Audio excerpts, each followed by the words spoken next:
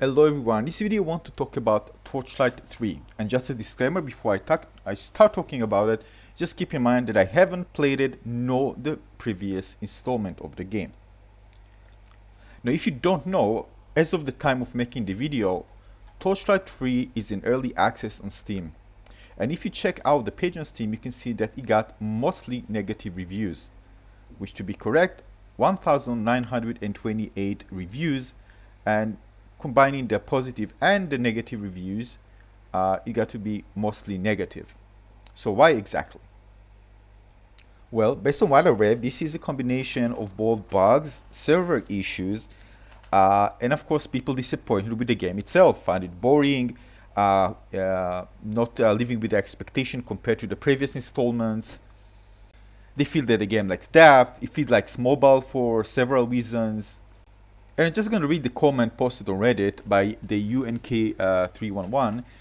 Yeah, it's bad. Targeting enemies feels very disconnected. It's sort of as an auto-targeting system going on, probably left over from the mobile design. This is probably my biggest issue with it, as it makes the gameplay itself feels very mobile, like really dumbed down to make it work with touchscreen. There's some very clear remnants of being designed for mobile initially, like the Frontier map, and now it was obviously designed for swapping. You can have the standard ARPG overlay map is there, but you have to turn off your minimap to have it on, and you also can be moving really old design choice.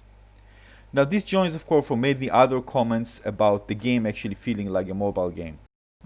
Now it's important to mention that this game is in early access, and this is the time for the developer to gain feedback from the community, or people actually like the game or like the previous installment, they want to contribute to the game.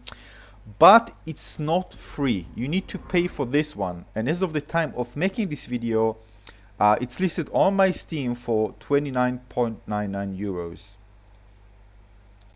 Now of course you might say, alright, this is the way to support the developer. Yeah, great, of course, I'm in favor of supporting developers who actually make games that you enjoy playing. That being said, I've seen it so many times, too many times, where there are actually games released in early access were very disappointing, probably released in early stage for several reasons, and I'm sure that even the developer of this game has its own reasons for developing it in its current stage, maybe a bit too early.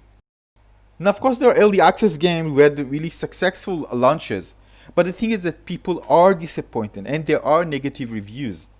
And of course this is an alarm, something that should alarm you, and it's alarmed me, and I've decided not to purchase the game at its current state.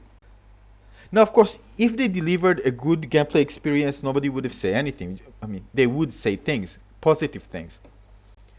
But I see early access as something that is good for developers, but can be at times bad for players.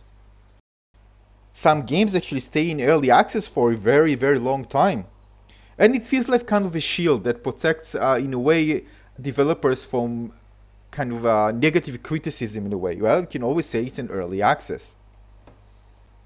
But nobody will say anything bad if it was like not paid, if it was free. You know, we can just test it out and you leave some feedback and that's okay.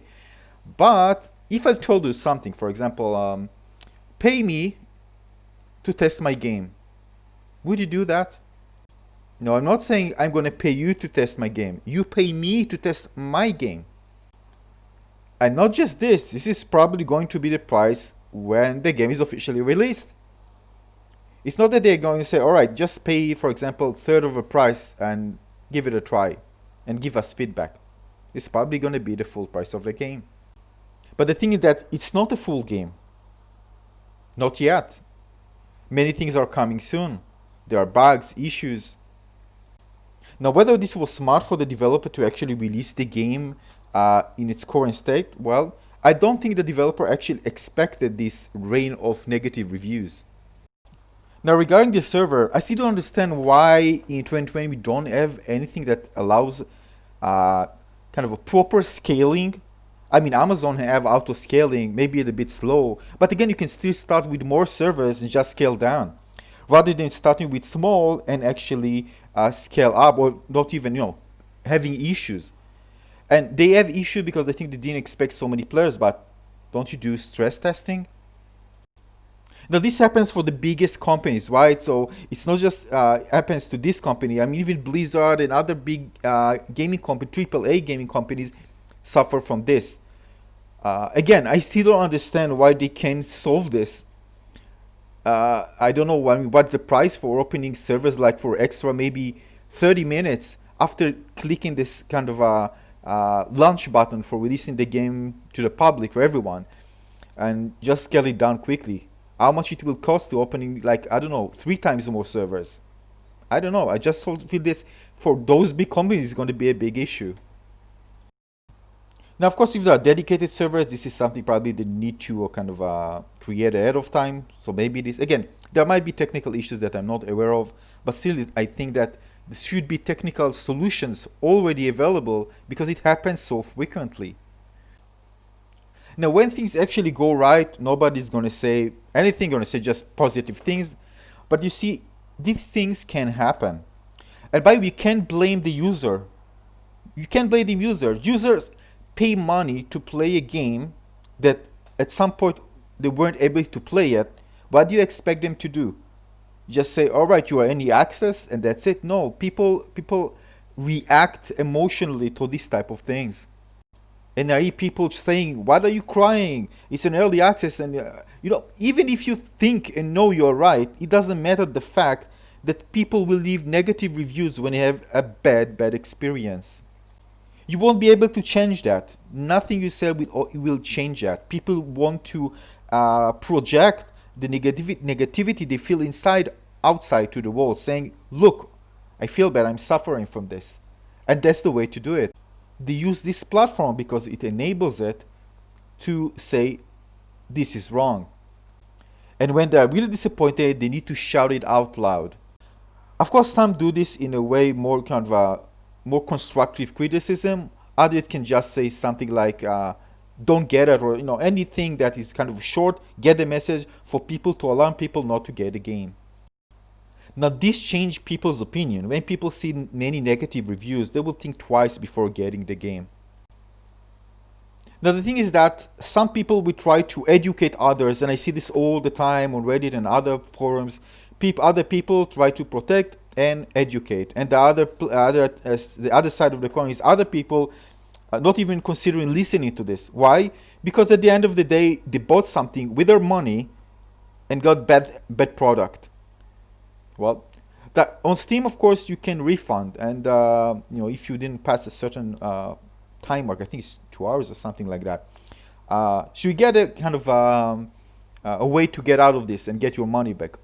But the thing is that the reason people even bother writing reviews, and they're writing long reviews, some of them writing long reviews there or long feedback, is because they really wanted to play this game and enjoy it. Now, question is, at this current state with so many bad reviews, can the developer actually turn it around? Well, if you look at the game Crucible, for example, and not comparing the two, just in the state of release, it was a bad game, and nobody's going to play the game. That was a dead game on arrival. And nothing that Amazon can do can actually revive this game. I don't see it. However, we need to understand this is a big franchise. For example, Torchlight 2 sold over 1 million copies in 2012. And as of 12/15, and this is from Wikipedia, the game has sold almost 3 million copies. And it got really great reviews. So this game actually has a large fan base.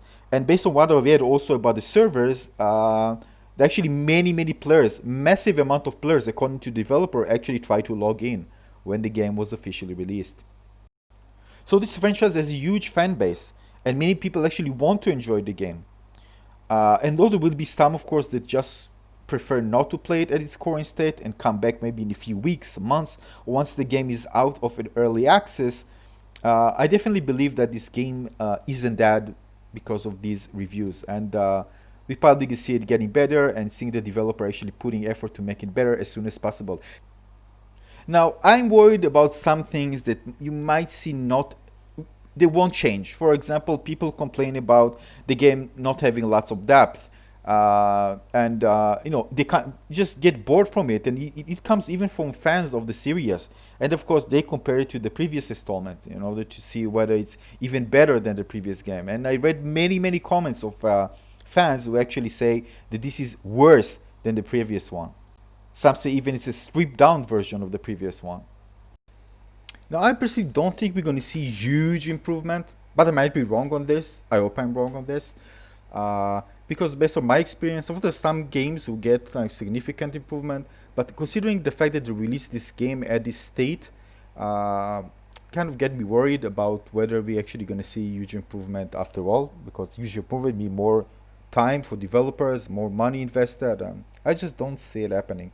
Gonna be see improvements, definitely, but I don't see them being really very impactful.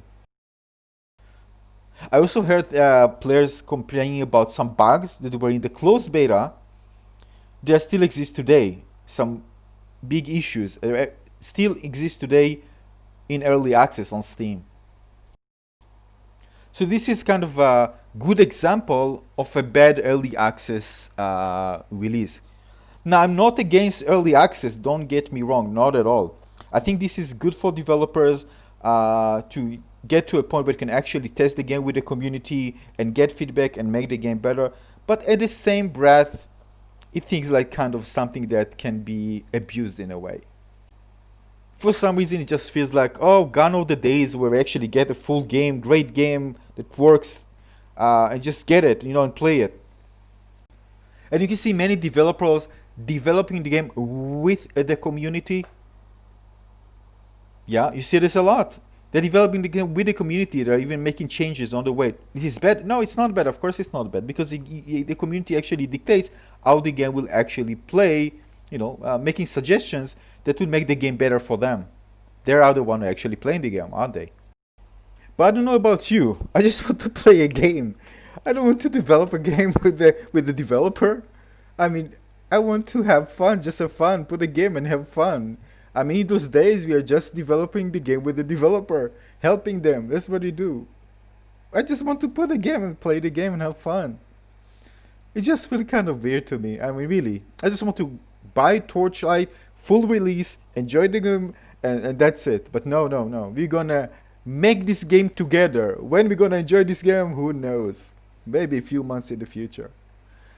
Now, we're not talking about balancing issues like, for example, Overwatch, but some companies are able to deliver the complete package and games that people really like, and other companies just rely on lots of community feedback in order to make sure they develop the game according to the expectation of their player base.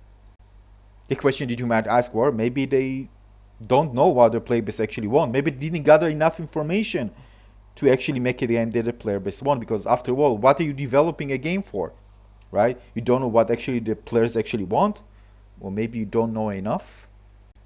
Well, for this, there are actually stages. You can release it in alpha, close alpha, and get lots of feedback from a large group of people. Now, I think early access is very good for indie developers, but we're talking about a big company here. And of course, small developers don't have the financial strength and probably time to make games great at the very first time, or actually wait to actually test it widely. And this is actually a good way to support small developers. So I'm in favor of this, of course. It just feels like kind of a roulette, taking a chance, and being in early access kind of minimize the negative criticism in a way. So you won't go and get like tons of negative reviews from big websites that we can actually kill the game because this is such a big exposure. But even then, if you go to Steam, you can see that users actually want to get their voice heard, and they project their negative opinion about the game if they're not satisfied. Now, I personally think it's a bad practice. I mean, if you want to do crowdfunding, great. But this is a paid product on Steam in early access. This is not closed beta anymore. And if they can deliver a product that people are actually satisfied with, why should I pay for this? And considering the fact that I don't believe there are going to be major changes to this game, and I've read so many negative reviews about the gameplay itself, I probably won't get into it. And if you do want to support this, just keep in mind that you might get disappointed. And if you do, well, don't be surprised. So, what I think in general, well, this is kind of the ugly side of having a bad release, and these things can happen. And hopefully, in this situation of Torchlight 3, things can be turned around. I hope. The problem is that I've seen many games who just can't recover from bad reviews because once people are disappointed, usually just move on because there's so many other games out there. And again, don't get me wrong, Steam is a fantastic platform, and early access allow birth for many amazing games by many indie developers. And without this platform, we probably wouldn't have seen so many amazing games out there. Now, I do think, from what I read, that the developer did have problems during the. Probably the game was designed first to be free to play, and then probably they changed it. I think they made many changes. They stole a lot of time, and sometimes you make changes and you build the game around those concept or where do we actually want to monetize the game and other probably technical aspects of the way you design games. And these probably wasted a lot of time, and maybe they got into a point where just you need to release the game, and you can release it fully. They need to do it in early access. So again, it feels a bit rushed and things are kind of mixed up. That's why I understand why people bring up the mobile thing. Again, probably they have so many debates during the development how they actually want the game to both probably play and monetize, and there was so many things like that that so much time and effort was actually spent on that. And this is what we see the results here, and many people, of course, so many people who play the game can actually see it. One player might feel this in this way, other players, but you can see that many players, leaving the service issues aside, of course, there are many other issues that players are just fishing out, and they can feel that issues that the developer had during development. They can feel it in the final product, although we can't so call it really a final product, but yeah, the product in early access on Steam. So I personally gonna wait. Uh, and again, I can just buy it and get refund, but I'm not gonna touch it just yet. I'm gonna wait because it's so many issues that I read. Again, putting servers issues aside, right? Server issues can happen to any company, but in terms of gameplay, people say it's very lacking. Some say it's boring. I think there's need more work to be done there, and it will take time. I think probably takes a few months. So definitely, I'm not gonna jump to it right now. Maybe I'm going to change my mind, but as for right now, the state of mind of me at the point of making this video, I'm not getting it right now. So again, if you have something to say, please raise your voice, say maybe you disagree, agree. I want to hear your opinion. Again, I just hope for the developer that we get it right and people will be, of course, satisfied with the game, the big fan base for this game. So eventually, I hope that we'll get it right and the fans will be able to enjoy the game at last. So again, thanks for watching, everyone. I'll see you in the next video. Cheers.